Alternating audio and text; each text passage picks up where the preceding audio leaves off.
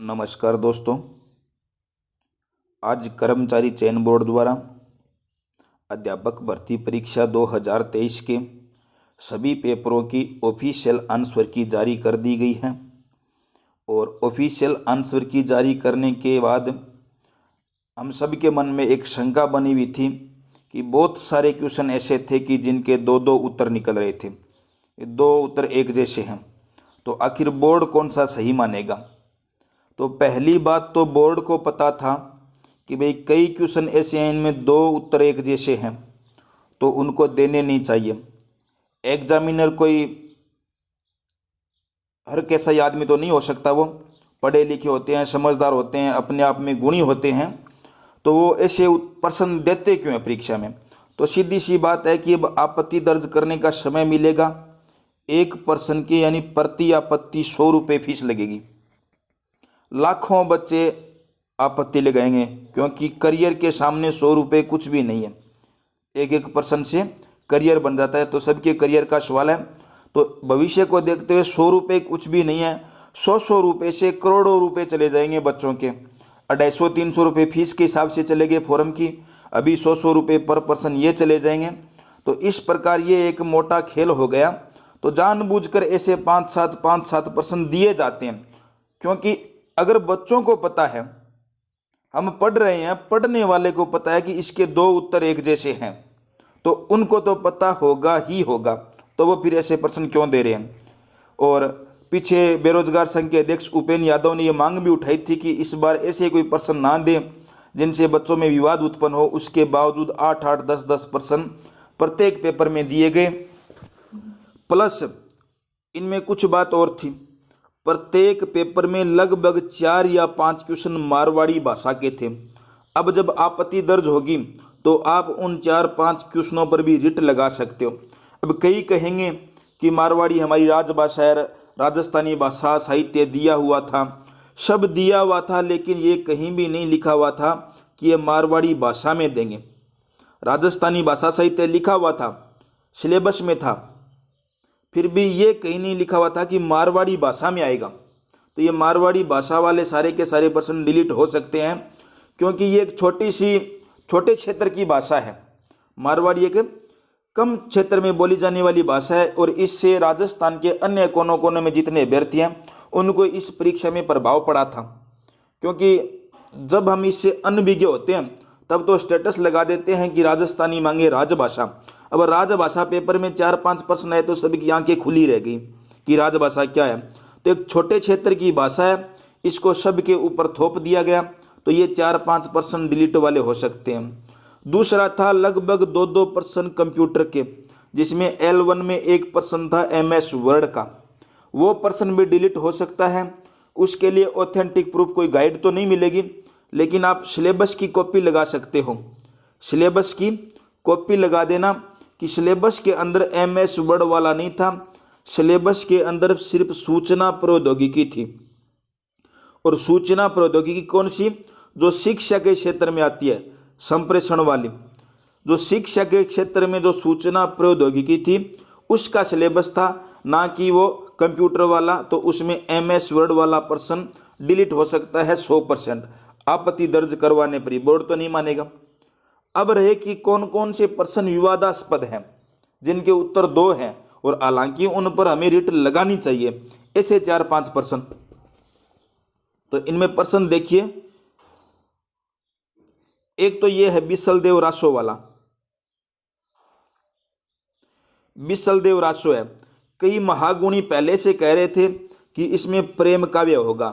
प्रेम काव्य दे रखा है हिंदी ग्रंथ अकादमी में। हिंदी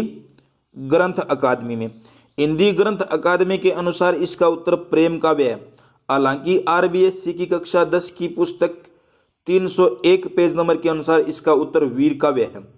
तो इसमें दोनों उत्तर हैं। बोर्ड ने हिंदी ग्रंथ अकादमी वाला माना है। ये RBSC की बुक भी ऑथेंटिक है, तो इसके पेज के अनुसार भी आप रिट लगा सकते हो। दूसरा प्रश्न हो गया मानहेरा टिब्बा। ये पेट्रोलियम और प्राकृतिक गैस दोनों का है, पेट्रोलियम और प्राकृतिक गैस दोनों का, इस पर भी रिट लगा सकते हैं। तीसरा प्रश्न है निम्नलिखित में से राजस्थान के किस खेल के खिलाड़ियों को पद्मश्री पुरस्कार से सम्मानित किया जा चुका है? इस प्रश्न की हिंदी और इंग्लिश दोनों लैंग्वेज अलग अलग है। इन विच स्पोर्ट मोस्ट प्लेयर्स, ज़्यादातर खिलाड़ियों की बात कर रहा है, यानी फ्रॉम राजस्थान। तो इंग्लिश के अनुसार इसका एथलेटिक्स सही हो गया कि ज़्यादातर खिलाड़ियों को एथलेटिक्स में दिया जा चुका है। हालांकि हिंदी में प्रश्न कह रहा है कि राजस्थान के किस खेल के खिलाड़ियों को पद्मश्री पुरस्कार से सम्मानित किया जा चुका है। इसके अंदर निशानेबाजी होगा, अवनी लेखरा को भी दिया जा चुका है। तो निशानेबाजी इसका उत्तर सही है। इंग्लिश के अनुसार इसका एथलेटिक्स सही है। बोर्ड ने इसका आंसर एथलेटिक्स माना है। तो करंट जीके की कोई बढ़िया किताब से, हालांकि मान्य तो नहीं होती है वो, फिर भी ये लगाने की कोशिश करना आप। इसका उत्तर निशानेबाजी भी है। तीसरा साइंस का क्वेश्चन है, यदि किसी पिंड पर कार्यरत बल शून्य है तो उसका संवेग है। अगर बल शून्य है तो संवेग भी शून्य ही होगा। इसका उत्तर नियत माना है। कई बुकों में नियत दिया हुआ भी है, कई कोचिंग वालों ने नियत बताया भी था। हालांकि 90% विद्यार्थियों ने इसका उत्तर शून्य किया और परिभाषा के अनुसार इसका उत्तर शून्य ही होगा। तो ये प्रश्न भी रिट वाला है। आगे प्रश्न है, विद्यालय पाठ्यक्रम के विषयों के शिक्षण एवं अधिगम खोज उपागम के उपयोग को लोकप्रिय बनाने का श्रेय किसको जाता है? लगभग विद्यार्थियों का H.E. आर्मस्ट्रांग था। ये प्रश्न बोर्ड ने सही माना और है भी सही। ये विवादास्पद प्रश्न नहीं है, फिर भी मैंने दिया है कि इसके आर्मस्ट्रांग प्रश्न में लगभग सबका उत्तर किया हुआ था।